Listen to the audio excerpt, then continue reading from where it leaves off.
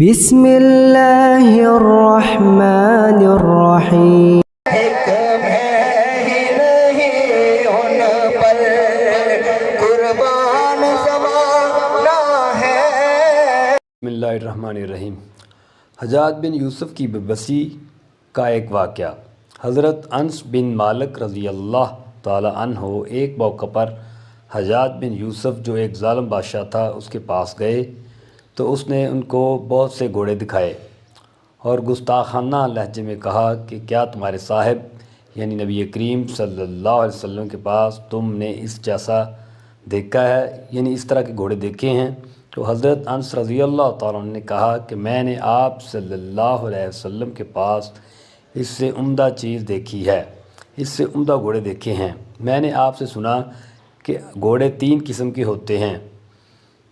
ایک وہ کہ آدمی اس کو اللہ کے راستے کے لیے پالتا ہے، اس قسم کے گھوڑے کے بال، اس کا پیشاب، اس کا خون اور گوشت سب قیامت کے دن اس آدمی کے ترازو میں رکھا جائے گا۔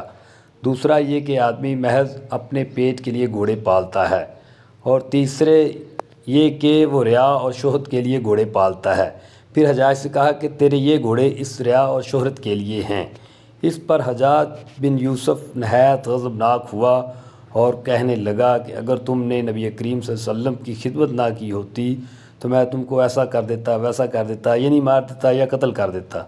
حضرت انس رضی اللہ تعالیٰ نے فرمایا کہ تو ہرگز مجھے نہیں مار سکتا، تو ہرگز مجھے قتل نہیں کر سکتا، کیونکہ میں چند کلمات کے ذریعے تیرے شر سے محفوظ ہو چکا ہوں۔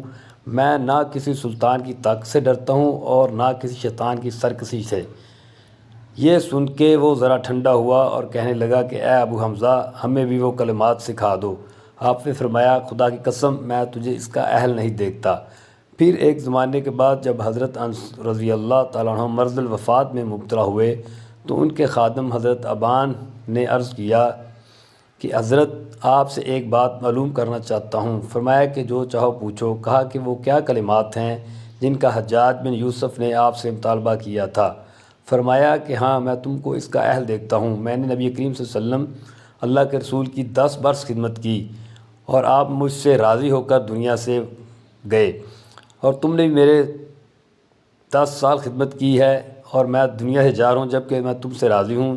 جب تم صبح کرو یا شام کرو تو یہ کلمات پڑھ لیا کرو: اللہ اکبر، اللہ اکبر، اللہ اکبر، اللہ اکبر، بسم اللہ علی نفسی و دینی، بسم اللہ علی اہلی و مالی، بسم اللہ علی کل شیء اعطانی ربی، بسم اللہ خیر الاسماء، بسم اللہ رب الارض والسماء، بسم اللہ الذی لا یضر مع اسمہ داء، بسم اللہ افتخت واللہ توکلت، لا قوت الا باللہ، لا قوت الا باللہ، لا قوت الا باللہ، واللہ اکبر، اللہ اکبر، اللہ اکبر، لا الہ الا اللہ العلیم الکریم، لا الہ الا اللہ العلی العظیم، تبارک اللہ رب السماوات سبع و رب العرش العظیم و رب الارضین وما بینہما والحمد للہ رب العالمین، عز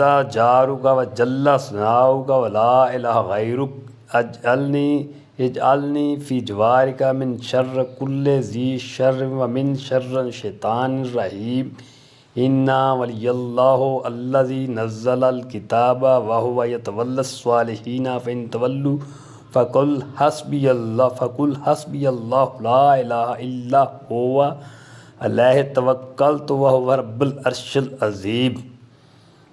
اس سے معلوم ہوا کہ اللہ کے ذکر اور اس کی تسبیح میں بڑی طاقت ہے، اور اللہ اس کی برکت سے ظالم کے ظلم سے حفاظت فرماتے ہیں۔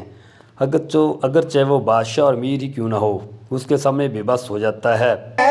ایک میں